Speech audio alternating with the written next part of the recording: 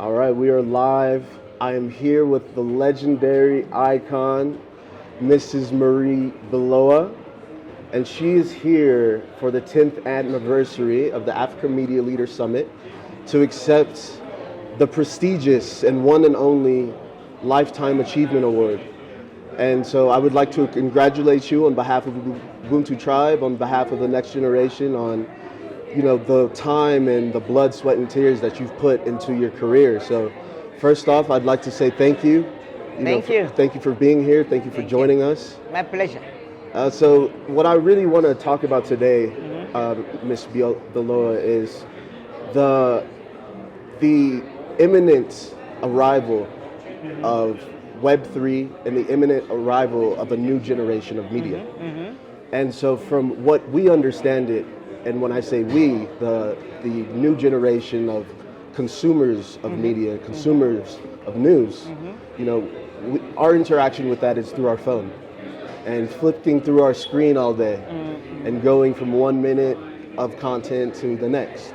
So what I want to know from you is, how have things changed since you first started off in your career to now, today in 2024? Oh yes, so much has changed. We are in a very, very different world. We have leaped from, I would say, the Middle Age to some kind of futuristic world. And I remember when I started as a print journalist, print media, we used to write our pieces with pen and paper. And there was a pool of typists, sitting in an office. Yes, and you're just typing everything, then they take it back, they bring it to us, we correct, they type it again, and it was such a chain. And until you get to the chief editor, there were like 5-6 stations. Yeah. And by the time you have the newspaper released, the magazine, it's like 10-12 days. I mean, that's and now with a click, everything is there. So I remember, so when the first thing is that at some point there was internet, and it was like, some newspaper are putting their content on internet. And I was like, I don't need that. You don't need to do Why that. should I put my content for free internet? Exactly. What does it bring to me? Yeah, exactly. It was like... It's a new model. Yes, it's something new, but I didn't see the value added, Gotcha. I didn't see the value added. Sure. And I resisted it very long time. And no way. You resisted digital media. Change. Yeah, definitely. And it was like some people saying, people will start reading on the screen. And I say, well, I don't think so. People need paper. People need to touch and feel the story. Touch the story and have the pictures, open the magazine to see the beautiful pictures. And I was like, how do you think people will see all these photo reports on a screen? It's not the same feeling. No, that would never happen. That would never I don't happen. think so. Yeah. Maybe it will be something, but very restricted, very limited. It cannot replace newspapers. And the change came all of a sudden, in a matter of years. When was this, like the 1990s, 1980s? 1990s, absolutely. 1990s, most of the press was, especially the news media. It started with the news media, where you get instant news, what happened, what has happened yesterday, what's happening now. People just checked on internet. And yes. And we as a magazine were, a monthly magazine. Which magazine was this? Africa International. Africa International. So we kind of a little bit resisted, but not much, because part of it was news magazine too. But the reports, the long-standing stories, the photo reports. So it was like, you still have a generation of people who want magazines. Still want magazines, yeah. They still exist, right? They exist, but I see like a reference, like Jeune Afrique has been a reference. It's a weekly news magazine based in France. It was founded in 1960, I think. Oh, wow. And it's been leading on the market. But now, the mainstream of the revenues doesn't come from the print anymore. It comes from the web, or from their online edition, and also from different actions like conferences, event organizing, etc. So it was almost the revenues and where they were coming from that drove your house your publishing house to digital. Is that correct? I saw that the revenues were not good, were not sufficient, but the attention, the audience was growing. It was like when we had a good audience, we could sell like 100,000 copies. But now, with one piece of news, you can attract like 500,000 people. Exactly. The scale has changed, but you don't get as much money, of course, because it's micro content. Yes, yeah. So there's something to be invented, but the way the revenue streams are not so well, not yet, but they're increasing. But it's not enough to sustain a whole publication or company.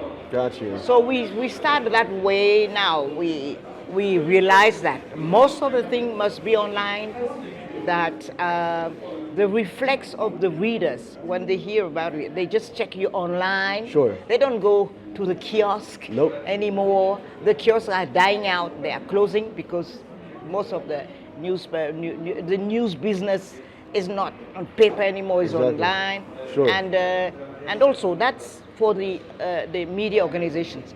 One of the other issue is that people are more autonomous. You can start your own thing by yourself on your own. People don't need big media companies anymore. They don't need big media companies anymore. How did it work before in order to catch a break? Did you have to work your way through the newsroom? Because now I can take out my phone and people like my face and I become a leading thought leader. Absolutely. That's new. How was that process before? How did you have to earn that? You had to work for a long time, climb the ladder, and at some point it's like, well, you're a chief editor, so you are allowed to take part in TV shows, so people see you on TV, so So placed in certain contexts. Yes. It's totally different now, and what we see that we understand now. I remember resisting that change. It was resisting the change. Yes, I was resisting.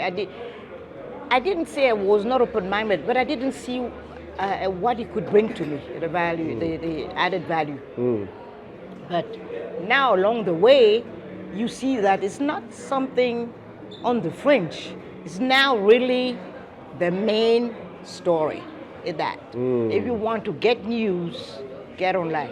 If it's not even the big screen, it's on your telephone, and it has changed content, the way we formulate the contents very much. Everything is shorter, more to the point, and but you need accuracy, you need ethics, you need all those.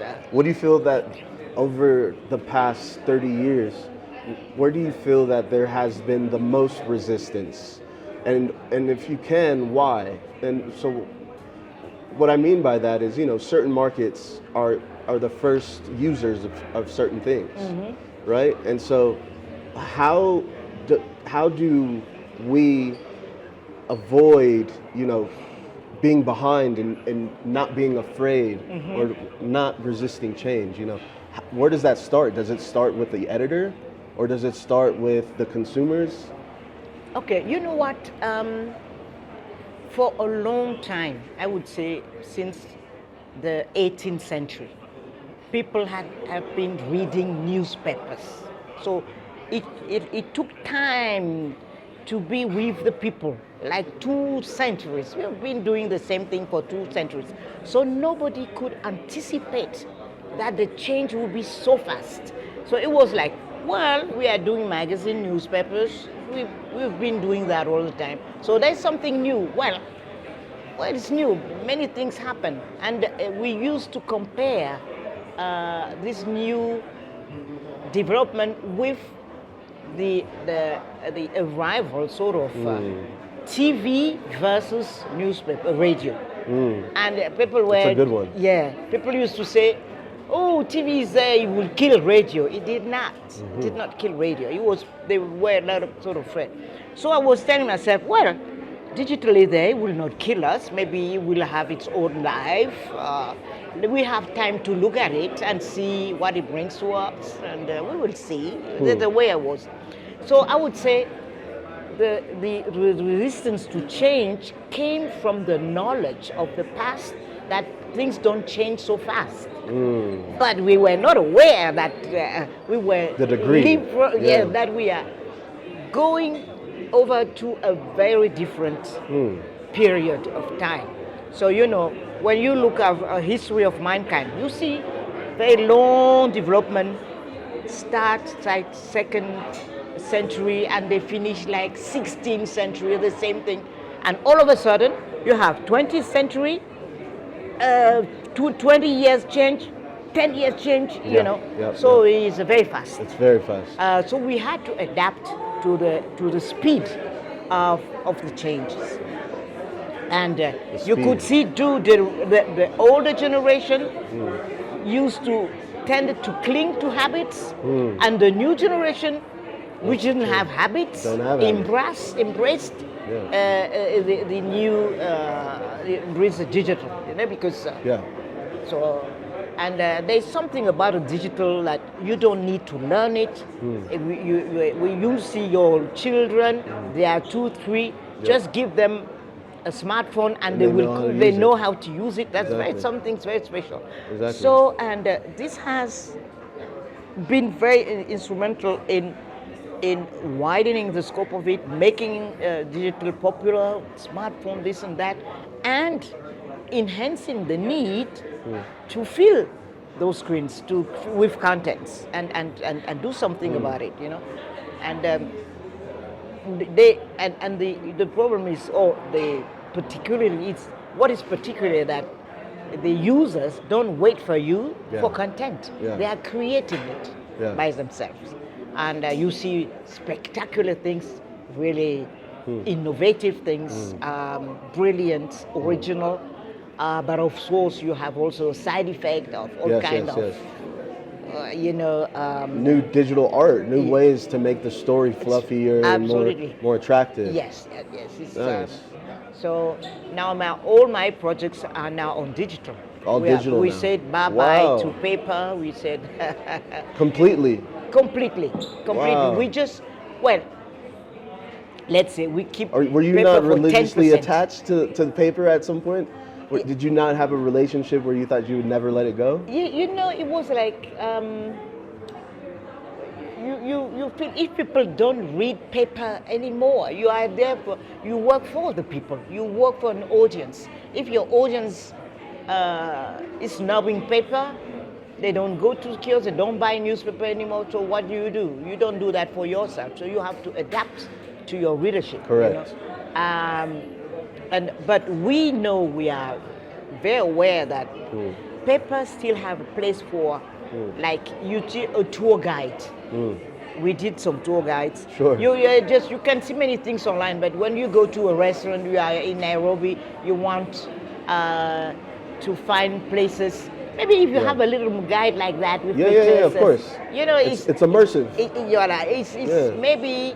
Some people might find this more useful, handy than maybe scrolling on a smartphone, maybe. So we still have that a little bit, but it really, or you do an album on a visit or something, and you want to have something beautiful as an object. Sure. So you can still do paper. Yeah. But for the news business, paper is gone. It's just. And I want to ask you actually a side question, because your experience in media is one thing, but your experience in media within the African continent is another. I could ask you the simple question about the issues and the challenges and the misconceptions, right? But what opportunity do you think exists in African media and the over 1 billion, soon to be 2 billion people that live here, this massive market, massive percentage of youth, what are some hidden elements or fun facts, or even things that have happened in your past that where you really knew that African media was something that needed you, that needed you to nurture it? What about why didn't you go to France? Why didn't you go to the UK? Why African media? Yeah. What was it about it? That's a very good question. I have lived for a long time in Europe, and my goal has always been to have an impact on Africa, to interact with Africa, to bring something to Africa, to improve whatever I can, to bring my talent. Always been inside of you. Yeah, always. I refuse some of jobs at the United Nations where I feel like I'm useless, just making money, good money, but it's useless. So that was strong. That's really a motivation that I feel I have talents, I have skills, I have experience. I want my continent to benefit from it, and to make, let's say, to better tell its own story, because what you see abroad about Africa is distorted. I wanted to develop African voices, to African point of view, to let's say share the Africa I love, the Africa I know. That was strong. It was really very strong with me. And what you see as I think the feedback I have had over the years is that I could transfer or transmit a positive feeling about our continent, and diminish the complex that we are inferior or whatever. Fight against that we are talented, gifted, and so many things come from Africa. So that has been my work, and I think we are at a better place than when I started, where really it was like people to get informed, they trust more foreign sources and not African sources. Now you have a lot of African sources, a lot of African media, and many big foreign companies are suffering because people are more interested in what is happening in their country and what the local media are reporting. So this is a source of satisfaction for me. Awesome. Yeah. That's great. And what would you say, what are some of the challenges that are still lingering? Yeah. Because I can understand that over the decades of your work, that there has been a lot of progress. Like you said, just for the simple fact of us having a voice. Yeah. Yeah. Right? We had to start somewhere. Yeah. But are there any small challenges that you think are something that we should address now, especially where media is headed, and fake news and all of the new challenges that have arisen? When I look at the media landscape in Cameroon, for instance, I see many publications, because they don't need to print anymore. Printing it's costly. They are online. They work online, so they don't make much money out of it. So because the audience is not so big, Cameroon is like 25 million people. How many people do read, and how much is the marketing or the advertising sector is tiny. It's not, has not grown much over the years, because you still have the same. You still have a little bit of telephone, MTN, Orange, this kind of thing, a little bit. You have a brewery, one or two, and the third one is maybe cars, one or two cars, but not much. That you can count them on one hand. Really, absolutely. So what people do is to sell services where you feel the ethics is suffering a lot. Like for politicians, bribing them to either to attack adversaries or to say how good they are, all kind of things. So they sort of work for politicians. I got you. Yeah. Because they have to make ends meet. Yeah, absolutely. Right. So if the revenue, so most of them, I know only of one news media, which is a TV, which is sort of,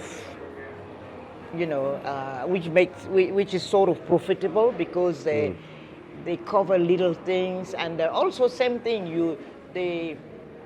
They work with little shops. They, get little advertising, little money, but a lot of it. Yeah, sure.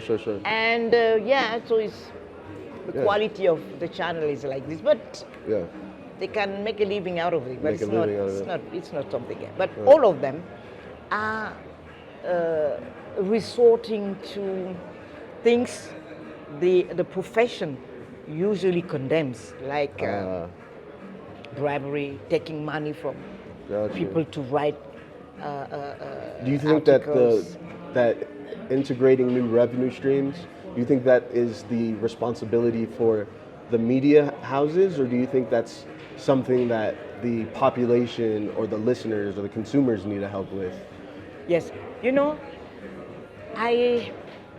when we used to speak about that, our response was just to look at what was happening in other countries, where you have the press and the press was suffering, but the government has declared the press to be a useful tool for the nation, of national or public interest. So we have to support the press so that they don't work for private corporations and become influenced.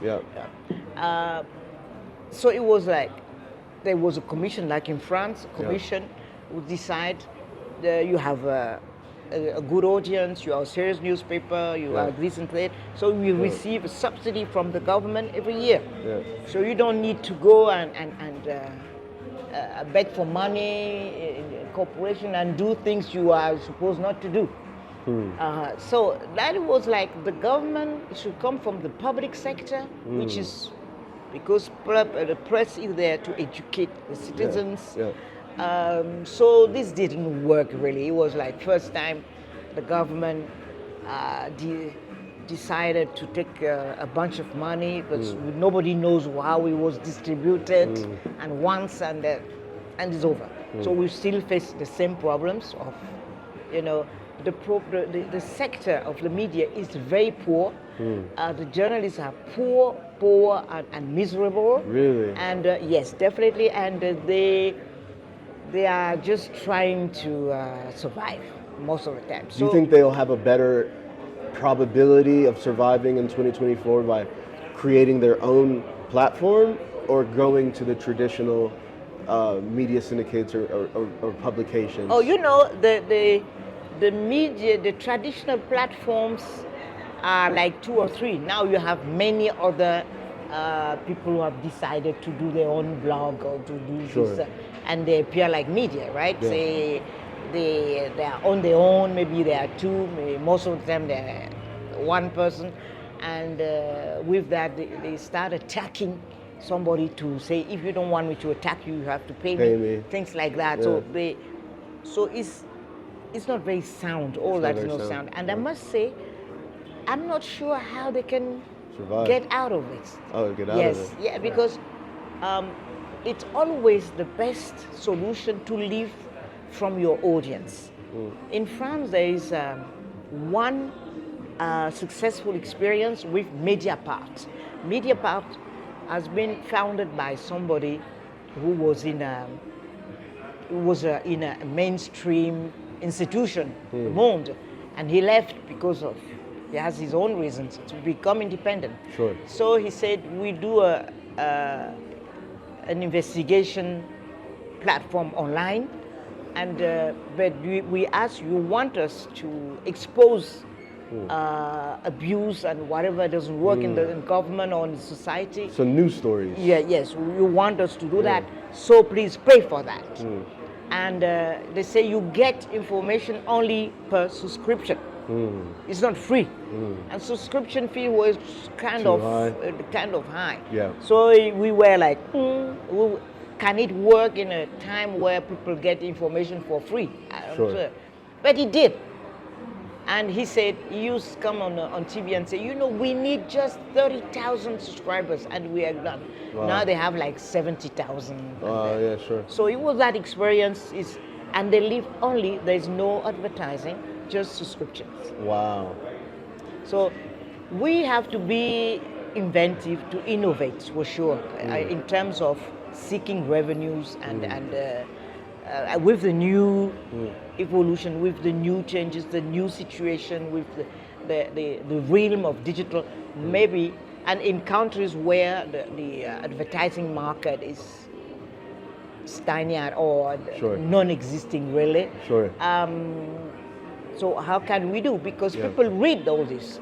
You have the attention of the public is there. Yeah. You see, they want it. They want to see. Yeah. And you see things circulating, and they share a lot. And you see some pieces that is shared like 500,000 times, 1 million times. Exactly. So you see something is happening there. So how can you get money out of this interest? So it's something you have to find out. So there's a big gap for new business models in the media space. Absolutely. And it's necessary in order for the sector to survive. Yeah. And I think that's an interesting conversation to be had, especially me working in Web3 and XR for Ubuntu Tribe. My responsibility is to extend our brand into spaces where we can access a new economy, right? Because it's not about finding new money, it's about finding where the money is. Because once you can identify where the revenue comes from, and position yourself there, then you can make a living.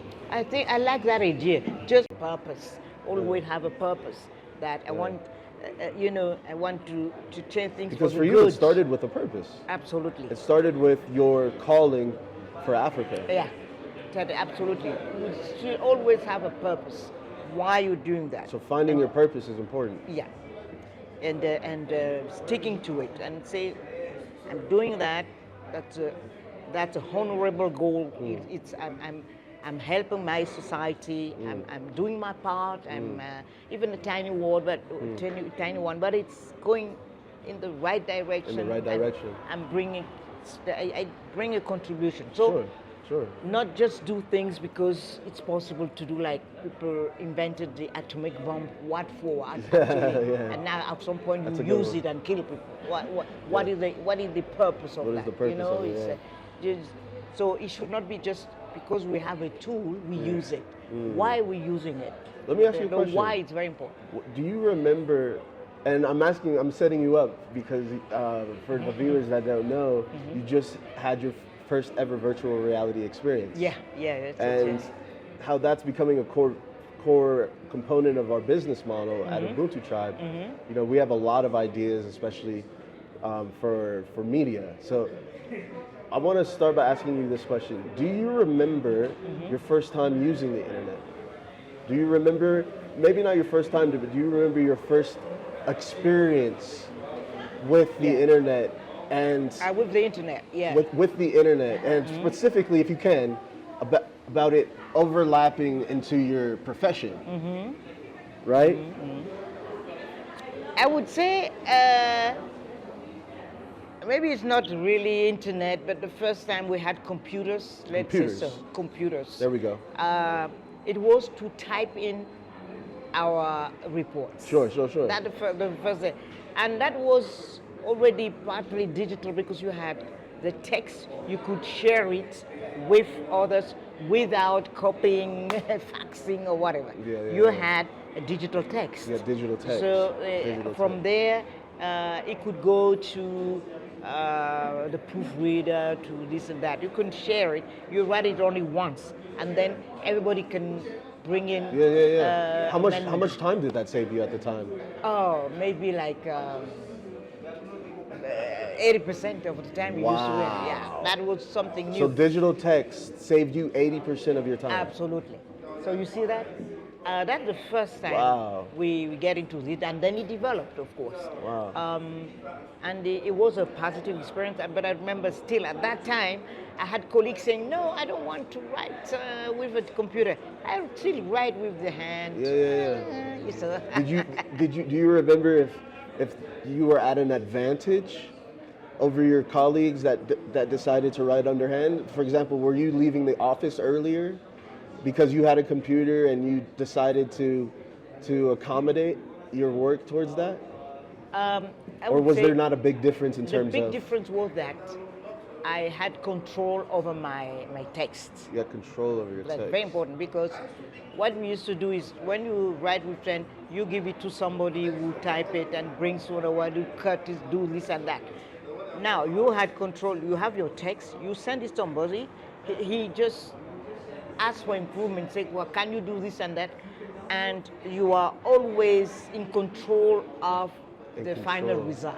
Of the final result. Control was very important. Control. And the ownership of your text. It was no longer the chief editor did this and that. At the end, you discover the final text in the newspaper. You don't know why did he do that. Oh wow. Yeah.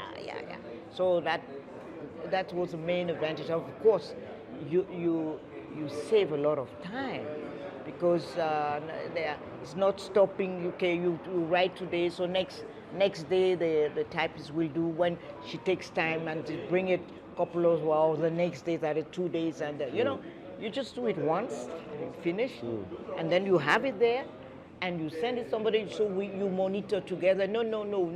I see that. I won't do it that way. We do this and that. So you can discuss, but keep control of what you've done. Keeping control of what you've That done. was the main. And digital text allows you to do that. Yes, main thing. Wow. Yeah. And so let me ask you another question.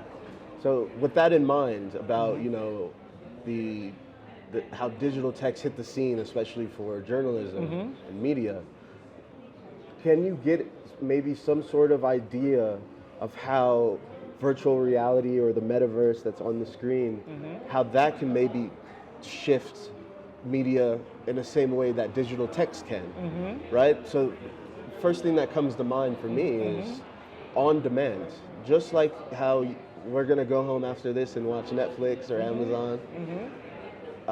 Why are we able to do that now in the same format but with news?